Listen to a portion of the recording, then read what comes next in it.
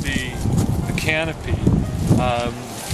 From pruning, where they took it back to just two buds right here, and then these spurs or these shoots grew out of these buds, and then we had to come in and thin to make sure there were only 2 shoots per spur, and the spurs are a hand apart, close part, and there are 2 shoots per spur, and then there'll be, in this section, this isn't the block 3, so this isn't thinned down to 1 cluster per shoot, and nor will we this year because the clusters are so small.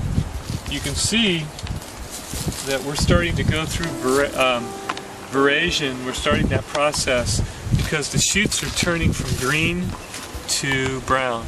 So they're starting to slow down, the shoot tips are starting to slow down, and we're in that process of manipulating the vine and giving it that amount of stress that'll make it concentrate on its progeny. What's interesting about this, well, most years, is we haven't irrigated at all yet. And we probably won't until it gets hot. If we were to get a 100-degree day, we'll give it a little water. But they're going to get very little irrigation this year. It was a wet year, but it is typical for us to not have to start until August on these older vines. The younger vines, of course, get water more frequently because they don't have the established root system.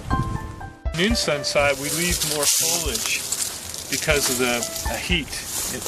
What happens in the fall is the sun angle goes down.